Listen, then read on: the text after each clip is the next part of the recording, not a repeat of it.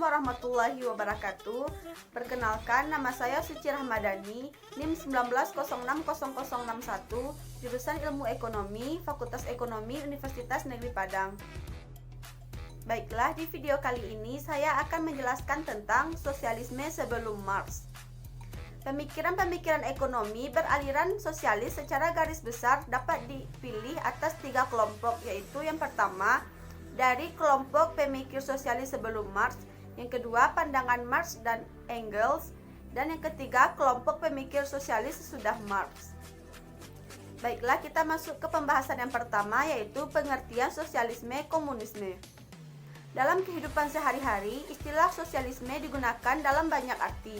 Istilah sosialisme selain bisa digunakan untuk menunjukkan sistem ekonomi, selain itu juga bisa digunakan untuk menunjukkan aliran falsafah, ideologi, ajaran, atau gerakan. Menurut Mill, sosialisme adalah kegiatan menolong orang-orang yang tidak beruntung dan tertindas. Kegiatan ini dilakukan dengan sedikit mungkin bergantung dari bantuan pemerintah. Sosialisme oleh sementara orang juga diartikan sebagai bentuk perekonomian yang pemerintahannya paling kurang bertindak sebagai pihak yang dipercaya oleh seluruh warga masyarakat. Dalam artian yang paling lengkap, sosialisme melibatkan semua pemikiran alat-alat produksi, termasuk di dalamnya tanah-tanah, pertanian oleh negara dan menghilangkan milik swasta. Dalam kehidupan sehari-hari, kata sosialisme sering dipakai bergantian dengan istilah komunisme. Antara sosialisme dan komunisme memang tidak banyak perbedaannya.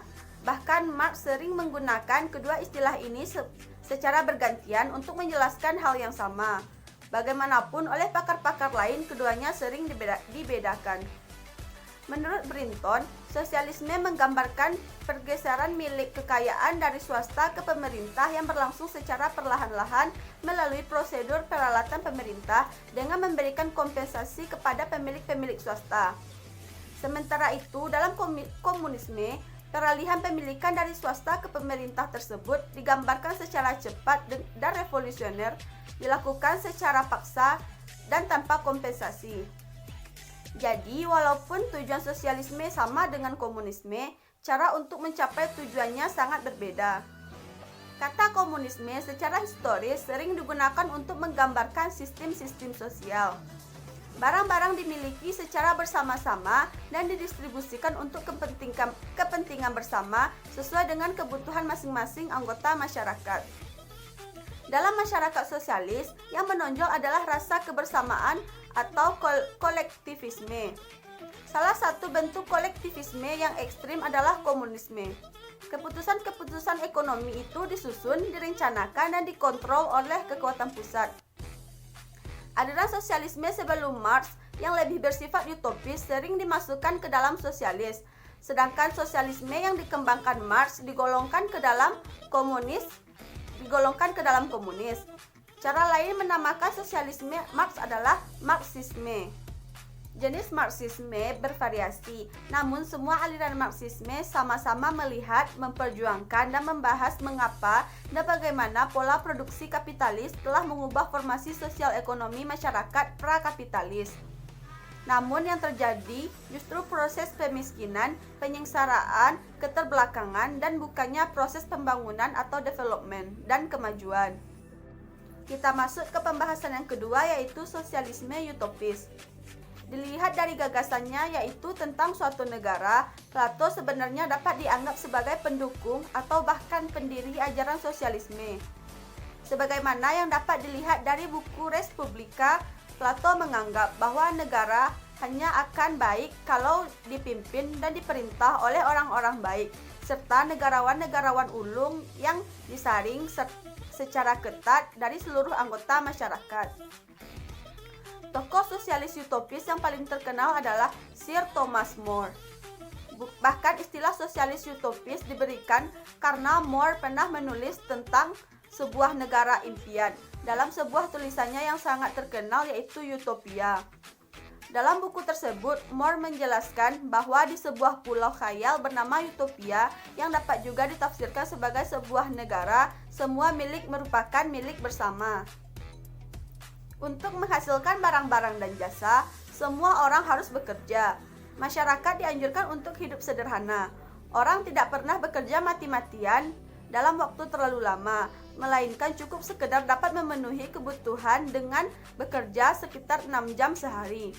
Dalam hidup diperlukan kebersamaan, uang tidak diperlukan. Dari gambarannya tentang negara utopia, tidak sulit ditebak bahwa Thomas More yang dapat digolongkan sebagai penganut sosialisme komunisme. Tulisan-tulisan lain yang senada dengan utopia More cukup banyak.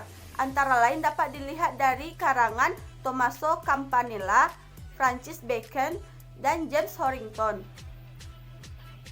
Tommaso Campanella menulis sebuah buku. Francis Bacon mengarang sebuah buku dengan judul New Atlantis.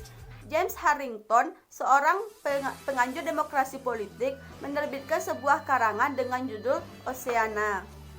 Buku-buku yang sifatnya utopia tersebut banyak mempengaruhi pemikir-pemikir sosialis lainnya di kemudian hari. Misalnya, pandangan-pandangan Comte de Saint-Simon jelas sangat dipengaruhi oleh pandangan Francis Bacon melalui bukunya New Atlantis. Melalui karya-karyanya, Saint-Simon dipandang sebagai salah satu pemikir ulung sosialis. Baiklah, kita masuk ke pembahasan yang terakhir, yaitu sosialisme komunitas bersama.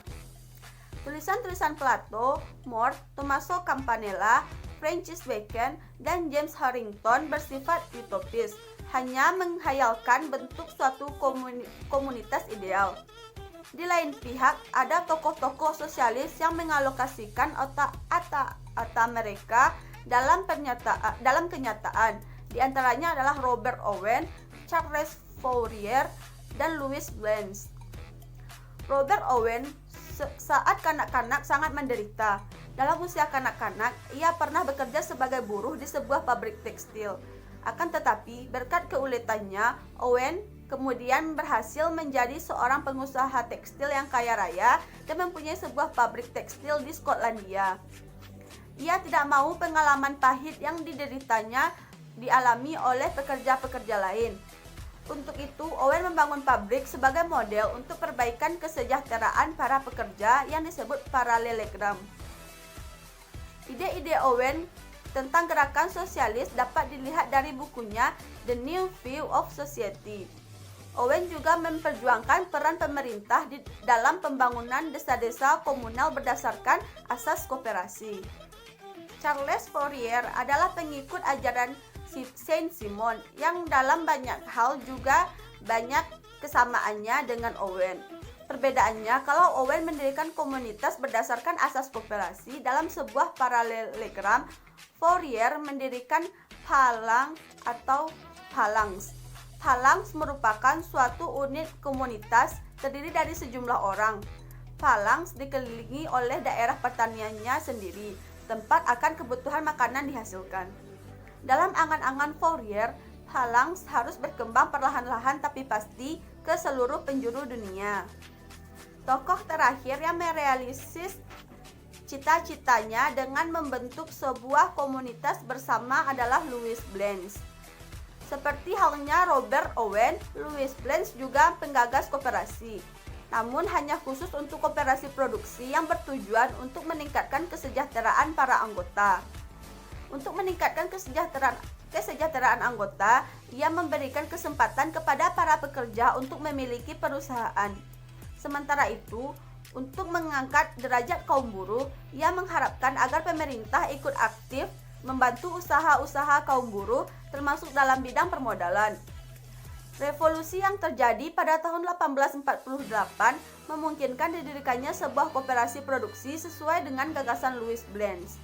Akan tetapi, koperasi yang didirikan atas gagasan Louis Blanche dalam kenyataannya tidak berhasil karena beberapa faktor, yaitu oposisi dari beberapa kapitalis, karena kekurangan modal, tidak kuat mengikuti persaingan dalam sistem liberal kapitalis, dan kelemahan-kelemahan dalam pengelolaan.